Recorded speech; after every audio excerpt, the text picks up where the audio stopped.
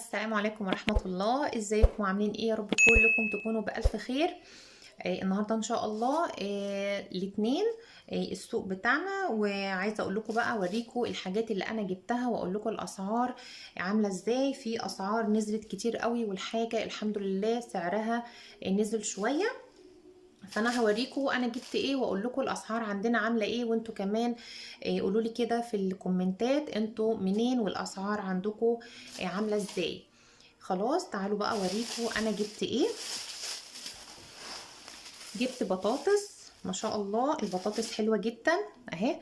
انا بصراحه ما بحبش اجيب الكبيره قوي، يعني بحب اجيب الوسط كده. حلوه جدا، بعملها بقى في الشيبسي او بطاطس كده صوابع نواشف، بتبقى حلوه جدا.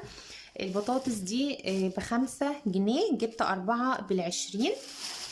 خلاص البطاطس حلوة جدا بصراحة. انا لما بيبقى عندي يعني كل سوق بجيب بطاطس، مش شرط ان البطاطس تكون خلصت من عندي، بس بصراحة انا بحب البطاطس تكون موجودة في البيت. خلاص المجنونة بقى يا جماعة، طبعا انتوا عارفين. جبت طماطم، خلاص زي ما انتوا شايفين اهي. جبت دي ب10 جنيه. الطماطم حلوة قوي جامدة، يعني بصوا ما فيهاش اي حاجة خالص، حلوة جدا. جبت الكيلو ب10 جنيه، جبت 2 ب20. هما بيقولوا ان شاء الله الطماطم بقى الفلاحي كده هتيجي بعد العيد ان شاء الله، فطبعا سعرها هينزل، فاحنا بس نستحمل كده الفترة دي لحد كده ما الطماطم الفلاحي بتاعتنا الحلوة كده تنزل السوق. خلاص وجبت كمان فلفل. الفلفل كمان سعره نزل، الفلفل ب15 جنيه النهاردة. شايفين اهو، جبت بقى فلفل على شطة، انا بحب الشطة كده. والفلفل زي ما انتم شايفين طبعا ما بنستغناش عنه. السوق اللي فات كان الفلفل ب30 جنيه، فما كانش فيه اساسا فلفل في السوق. واللي قبليه كنت جايباها ب20، بس السوق ده ب15 جنيه. انا جبت كده يعني ب10 جنيه، يعني جبت نص كيلو زيادة ب10 جنيه. شايفين يعني بيكفيني طول الاسبوع، وكمان ممكن يفضل عندي شوية، فبكمل عليه حاجة بسيطة. خلاص الفلفل سعره نزل زي ما قلت لكم بقى ب15 جنيه. خلاص جبت ايه تاني؟ جبت كوسة. الكوسة كمان كانت الكيلو ونص ب10، انا جبتها السوق ده ب5 جنيه. شايفين اهو. جبت بقى ممكن اعمل محشي او ما عملتش محشي ممكن اعملها في طبيخ. خلاص الكوسة ب5 جنيه، كانت الكيلو ونص ب10، السوق ده ب5 جنيه. تمام. جبت بقى كمان ايه سعره نزل؟ بتنجان اهو. البتنجان برضو ب5 جنيه. السوق اللي فات كان الكيلو ربع والكيلو ونص، النهارده البتنجان ب5 جنيه. شايفين ما شاء الله حلو جدا. نعمل بقى مسقعه نشوي كده مع السمك، نعمل كده بابا غنوج كده بالطحينه حلوه قوي. جبت كيلو واحد بس كده ب5 جنيه. خلاص عايزه اقول لكم جبت ايه تاني. جبت خيار اهو. الخيار برضو سعره نزل، جايباه اللهم صل على سيدنا محمد، الكيلو ونص ب10. شايفين ما شاء الله حلو ازاي اهو. جبت الكيلو ونص ب10. السوق اللي فات كان ب10 جنيه، وكان في ناس بتبيعه ب12. النهاردة الكيلو ونص ما شاء الله، شايفين مش كبير ولا حاجة اهو ما شاء الله. الكيلو ونص ب10. يا رب يعني بدأت الحاجة سعرها كده ينزل شوية. وجبت طبعا ليمون اهو. الليمون ب10 جنيه، جبت نص كيلو ب5 جنيه، نص كيلو بيكفيني الاسبوع والزيادة اهو. شايفين ما شاء الله جميل ازاي. جبت نص كيلو ب5 جنيه ما شاء الله. الحاجة يعني الحمد لله لما الحاجة بيبقى سعرها مرتاح، يعني الواحد بيبقى مبسوط وبيجيب الحاجة يعني بزيادة. جبت ايه تاني؟ بسم الله.